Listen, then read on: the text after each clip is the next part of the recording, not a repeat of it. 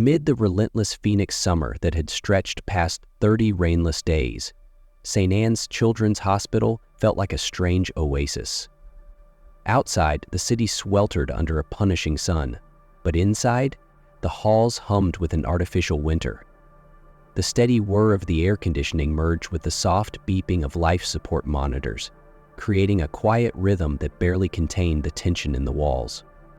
On the third floor, the pediatric intensive care unit guarded the fragile breaths of its smallest patients. In room 217, a soft wall lamp cast a gentle glow over the wispy hair of Lila Carter, a 3-year-old girl lying motionless amid a tangle of IV lines and a softly humming ventilator. Her tiny chest rose and fell in sync with the machine, the only sign that she hadn't yet slipped entirely away. Her parents, Mark and Emily Carter, kept constant vigil in uncomfortable chairs by her bedside. Fatigue carved deep lines into their faces. Their eyes were red and swollen from nights stolen by worry and dread. They had memorized medical terms they wished they'd never learned: cerebral edema, hematoma, Glasgow coma scale. But no one dared voice the only question that mattered. When will our little girl wake up? In the hush before dawn, Nurse Claire Morales slipped in and out, checking the monitors, smoothing the blanket over Lila's fragile frame. Each time she stepped back into the corridor, she whispered to herself to trust in medicine, and in a miracle no textbook could guarantee. At the far end of the hallway, a 4-legged shadow waited patiently for his turn to fulfill a duty only he seemed to understand: to carry a flicker of hope into hearts teetering at the edge of despair. His name was Shadow, a German shepherd who once found the lost beneath fallen cities and who now stood ready to face a quiet, unseen battle no less vital than any he'd fought before. Shadow, a large German shepherd with a coat of black and silver gray, was no stranger to the maze-like halls of St. Anne's Children's Hospital. Before becoming a therapy dog, Shadow had worked alongside first responders, sniffing out life buried beneath rubble after earthquakes in Mexico and California. His deep brown eyes seemed to hold memories of days spent digging through broken stone, finding the faint breath of life in the unlikeliest places. Always by Shadow's side was Sam Bennett, his longtime handler and loyal partner.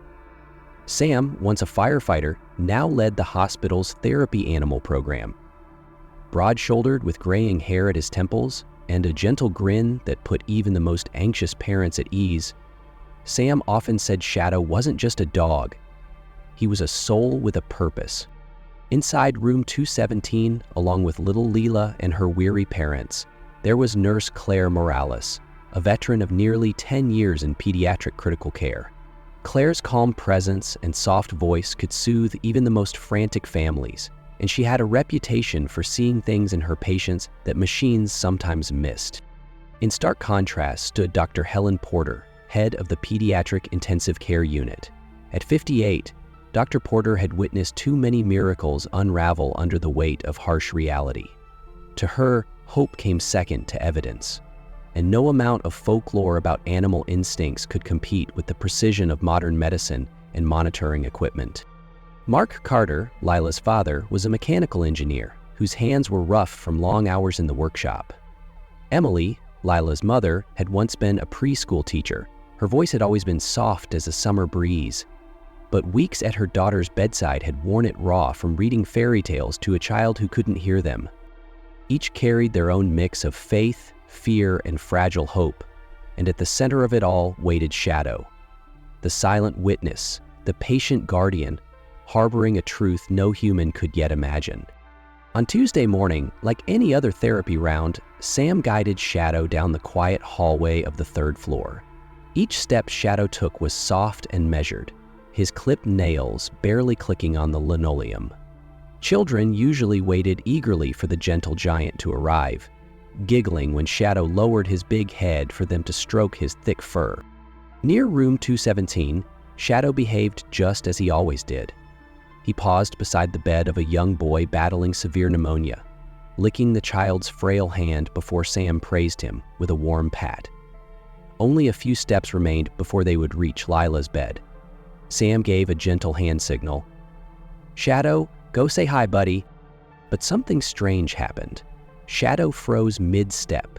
His ears pricked sharply forward, and every muscle in his large frame tensed like a drawn bow. He drew in a long, deliberate sniff in the direction of the small figure lying on the bed. Sam frowned slightly, giving the leash a subtle tug. "Come on, Shadow." Shadow didn't move. He stepped back, then forward again, nose lifted, eyes locked on Lila, as if he were trying to see through the blankets, the wires, the silence. In 3 years as a therapy dog, Shadow had never behaved like this with any patient.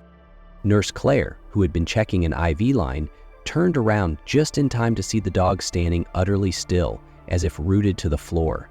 She walked up beside Sam, lowering her voice. "What's going on, Sam?" Sam shook his head, concern furrowing his brow. "I don't know. Maybe he smells something unusual?" Claire glanced at Shadow, and for a split second, a spark of unease crossed her eyes. But duty called her back, and she returned to her charting. Behind her, Mark and Emily exchanged puzzled looks, watching the big German Shepherd stand motionless, eyes fixed unwaveringly on their daughter, staring as if he had found something none of them could see. At last, Sam tried once more. "Shadow, sit!" His voice was firm, a command Shadow had never disobeyed. But Shadow stood his ground, tail low but body braced, gaze locked on Lila. A hush fell over the room. The soft whoosh of Lila's ventilator seemed louder than ever. Since that fateful morning, Shadow's odd behavior had quickly become the whispered talk of the pediatric intensive care unit. Sam, who knew every nuance of Shadow's instincts, felt an unease settle in his bones. This was the same dog who had crawled through crumbled earthquake sites, finding survivors where sensors had failed. Yet now here he was, turning a pristine hospital hallway upside down. In the days that followed, Shadow performed flawlessly with the other children, gentle, calm, and so perceptive that parents called him the four-legged angel. But each time they neared room 2017, Shadow changed. His hackles rose, ears pricked, and his amber eyes locked onto Lila's door. He tugged so hard at his leash that Sam had to brace himself to hold him back. More than once, near 3 a.m., Shadow's barking tore through the hush of the sleeping ward, waking exhausted families and rattling the night staff. One evening, during an unscheduled round near room 217, Shadow broke all his training. In a single leap, he bounded up beside Lila's bed and clamped his jaws onto the metal rail. The grinding of his teeth against the cold steel echoed eerily against the soft hum of the ventilator. Nurse Claire rushed in to intervene, but Mark and Emily, half asleep at Lila's bedside, recoiled in alarm. Though Emily's heart still trusted the big dog, seeing him gnaw at their daughter's bed frame terrified her in a way she couldn't explain. Nurse Claire began watching quietly. Each time Shadow grew restless, she scribbled down the time and compared it to Lila's monitor readings. At first, it seemed like nothing more than coincidence, but gradually an unsettling pattern emerged. The moments when Shadow whined or tugged his leash lined up eerily with subtle irregularities in Lila's breathing. Minor enough that the machines didn't trigger a full alarm. Meanwhile, Dr. Helen Porter's patience thinned to a brittle edge. On Friday night, when Shadow's barking echoed through the hallway near 3 a.m. again, she summoned Sam and Claire to a cramped staff room beside the nurse's station. "We have critically ill children who need uninterrupted rest." Dr. Porter's voice cut the air, colder than the humming AC. "I cannot allow a dog to disrupt the entire floor. Sam, I respect your experience, but this hospital is not the place for fairy tales about animal instincts." Sam sat stiff back, his voice quiet but steady. "Shadow has never acted out before. There has to be a reason. He's reacting to something we can't see yet." Claire spoke hesitantly. "Dr. Porter, I think so too. Lila's vitals do show slight fluctuations matching Shadow's agitation." Dr. Porter sliced the air with a dismissive wave. "Those fluctuations are within normal tolerance. Our equipment is far more reliable than a dog's senses." Just down the hall, Mark and Emily overheard bits of the argument. In the hush of midnight, they exchanged glances, heavy with fatigue and doubt. Mark sighed. "I can't pin my hope on a dog's feelings. We have to trust the doctors." But Emily's eyes lingered on Shadow, her gratitude tangled with something deeper. "He's the only one reacting to Lila. I can't ignore that, Mark." "I won't." From his post at the hallway's end, Shadow lay sprawled, chin resting on his massive paws, amber eyes locked on the door to room 217, a silent sentry who never seemed to need sleep. Humans debated, disagreed, and doubted, but Shadow knew one truth, clear as his unwavering stare. There was something inside that room only he could sense. On Saturday night, heavy clouds rolled over Phoenix, promising a rare desert storm. Inside St. Anne's Children's Hospital, the air felt even heavier than the thunder pressing against the windows. Mark had drifted off in the fold-up chair beside his daughter's bed. Emily sat hunched forward, fingers moving over her worn prayer beads, whispering a plea she'd repeated countless nights before. Out in the hallway, Shadow lay motionless, eyes locked on room 217's closed door. Sam sat beside him, gently rubbing the big dog's back, murmuring like a comrade to a fellow rescuer, "Rest, buddy. Everything's fine." But tonight, Shadow did not rest. His nose twitched. His ears flicked each time the backup generator hummed under the rumble of distant thunder. At exactly 2:50 a.m., a bolt of lightning flared through the hallway window, and in that instant, Shadow sprang to his feet. A low growl rumbled deep in his chest. Sam jolted upright. "Shadow?" But the dog didn't look at him. Every muscle in Shadow's body pointed toward the door. He lunged forward, claws skittering on the tiled floor as he strained against the leash. Inside the room, Nurse Claire heard the commotion and rushed to the door. What she saw made her freeze. Gentle Shadow, the calmest dog on the ward, now growling and dragging Sam several steps down the corridor. "What's happening?" Claire asked, but Sam only managed a bewildered shake of his head. Without warning, Shadow twisted, yanked the leash from Sam's stunned grip, and barreled through the door into room 217. In seconds, Shadow was at Lila's bedside. He reared up, planting his massive front paws on the bed rail, nose inches from the tube taped gently to the child's small mouth. Claire gasped, "Shadow, get down, now!" But Shadow didn't obey. He let out a deep, urgent bark, then clamped his teeth carefully around the ventilator's connection point. He didn't bite through it. Instead, he tugged just enough to shift the loose coupling, exposing a slow leak of precious air that no one had noticed. Claire darted forward, hands moving fast, her face drained of color. "This connection's nearly detached. If it had come loose completely, she wouldn't be getting enough oxygen to survive the night." Sam seized Shadow's collar, his voice cracking with awe and dread. He knew. Claire, he knew. Rain hammered against the windows now, echoing the pounding of Mark and Emily's hearts. In that single heartbeat, every doubt, every argument, every order to keep Shadow away fell away, leaving only one undeniable truth. Shadow had just saved Lila from a night that might have stolen her last breath. After that fateful stormy night, no one in the pediatric ICU dared dismiss Shadow anymore. Word of the loyal German shepherd who saved little Lila from a life-threatening tube mishap spread quickly down hallways and into the whispered corners of the morning staff briefings. Dr. Helen Porter, who had once demanded Shadow's removal, now sat silently before a computer screen, replaying the security footage from that night. Again and again, she watched Shadow break free from Sam's hold, leap onto Lila's bed, and carefully tug at the ventilator tubing with the precision of a silent, fur-covered nurse. "It can't just be coincidence," she muttered to herself, frustration and reluctant respect mingling in her tight voice. Meanwhile, Nurse Claire and Dr. Collins, the neurologist newly brought onto the case, launched a serious investigation. Together, they compared Claire's handwritten notes of Shadow's strange episodes with Lila's EEG readings and ventilator logs. The match startled them both. Nearly every time Shadow growled, barked, or tugged at his leash, Lila's data revealed subtle seizure spikes and shifts in intracranial pressure. "Our machines are too blunt to detect such tiny fluctuations," Dr. Collins said, his voice low as he absently stroked the thin gray beard at his chin. "But Shadow senses what we can't." Sam glanced at the big dog curled up in the nurse's station, dozing lightly, a scrap of Lila's blanket clutched between his massive paws like a precious keepsake. He's done this his whole life. The only difference is, this time, the person in danger isn't trapped under rubble, but hidden behind numbers no human ear can hear. After a long silence, Dr. Porter let out a breath that sounded too much like surrender.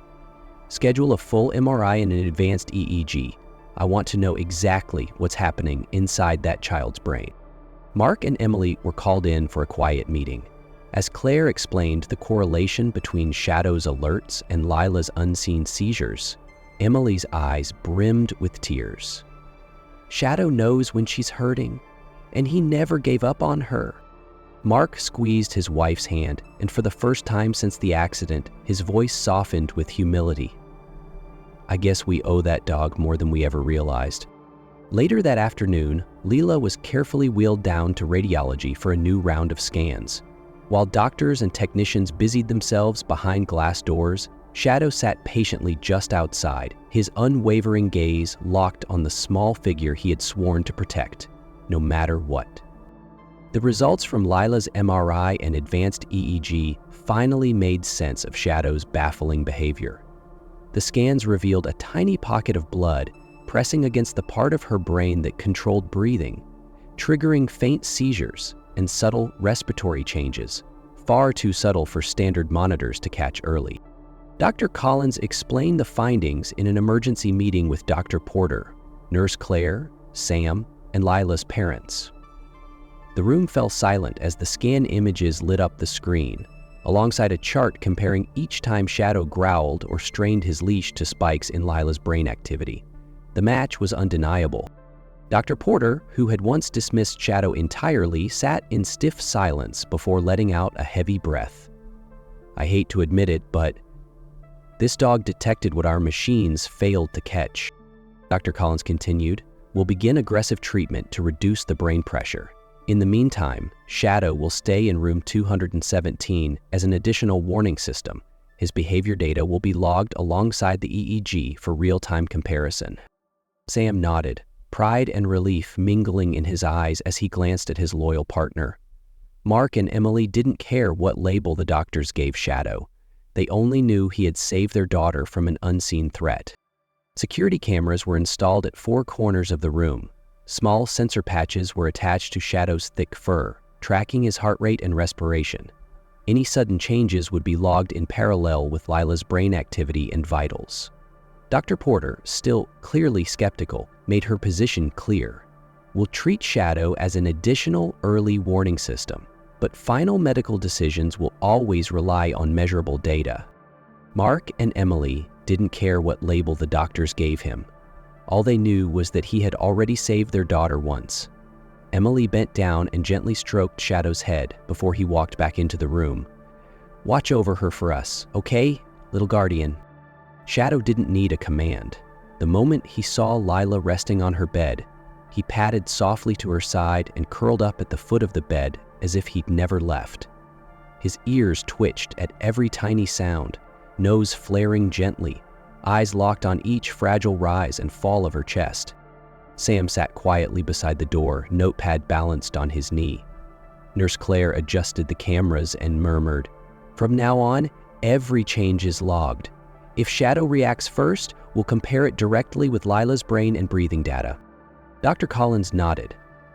If our hypothesis is right, Shadow isn't just therapy. He's our bridge, warning us when Lila needs help before the machines can. On that first night back, Shadow barely slept at all. Each time the EEG flickered with a minor spike, he lifted his head, watching Leela intently, then lowered his chin back to the floor. The data showed it plainly.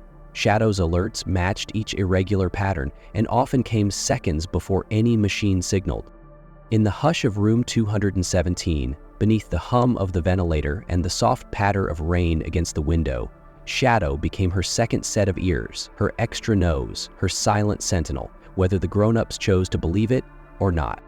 3 days after Shadow was officially recognized as a living alarm system, Lila still lay motionless in her deep sleep, surrounded by a forest of blinking numbers and gentle machine hums. Doctors came and went in shifts, adjusting medications to ease the tiny hematoma's pressure. Mark and Emily took turns whispering fairy tales into their daughter's ear, holding onto the fragile hope that their words might anchor her to this world. On the third night, rain tapped lightly against the hospital's tall hallway windows. Inside room 217, Shadow lay curled at the foot of the bed, his eyes only half closed, ears flicking at each distant roll of thunder. Near 3 a.m., the time when trouble usually brewed, Shadow's ears twitched. His nose quivered. Moments later, the EEG monitor flickered, showing an unexpected spike. Shadow rose swiftly. He did not bark, he did not growl. He simply stepped closer to the bed, rested his front paws gently on the rail, and lowered his nose near Lila's tiny hand. Emily froze, her breath caught in her throat as she looked at Mark, then at Nurse Claire, who had just begun her shift. "Look at Shadow. Something's happening." Claire rushed to the monitor. "Her brain activity is changing. There's a response," her voice cracked with astonishment. Then, a miracle unfolded. The small, limp hand resting atop the blanket curled. Just barely, but enough. Shadow leaned forward, his nose brushing the back of her hand like the softest nudge of hope. Mark whispered, voice trembling, "Lila, sweetheart?" Lila's eyelids fluttered. A deeper, stronger breath escaped her lungs. Slowly, the eyes that had been shut tight for so many weeks cracked open. The blurry world focused on one shape first. Shadow's familiar face, his warm brown eyes glimmering with a quiet promise. In that cramped hospital room, sobs burst from Mark and Emily. Claire could only whisper, tears streaking down her cheeks. "She heard us. She heard all of us." Shadows, sensing every ripple of joy around him, let out a single, soft bark, just loud enough for the whole hospital to know. The tiniest miracle had just become real. Word of Lila's opened eyes spread through the pediatric ICU like a fresh breeze through stale halls. Doctors and nurses seemed lighter on their feet, whispering to each other as if they'd all shared in witnessing a fragile miracle bloom amid the relentless hum of machines. In the days that followed, Lila still couldn't speak in full sentences, but her eyes tracked her parents, recognized Nurse Claire, and brightened with the faintest giggle when Shadow came close. Each morning, Mark whispered, "My brave little girl," then gently placed her small hand on Shadow's broad back. Her tiny fingers brushed the thick fur, and a sleepy smile flickered across her face. A shy delight from a child returned from the edge. From the moment that miracle unfolded, Shadow almost never left her side. When Lila slept, he lay curled at the foot of the bed, nose resting on the blanket that smelled of her. When she was awake, he stayed near the rail, patient as a stone, letting her reach out to touch him or murmur in a baby-soft voice, "Sa, don't." Emily, weary but newly hopeful, couldn't help laughing through tears the first time she heard her daughter mispronounce his name. She cradled Shadow's big head in her arms and whispered, "She loves you so much, you gentle soldier."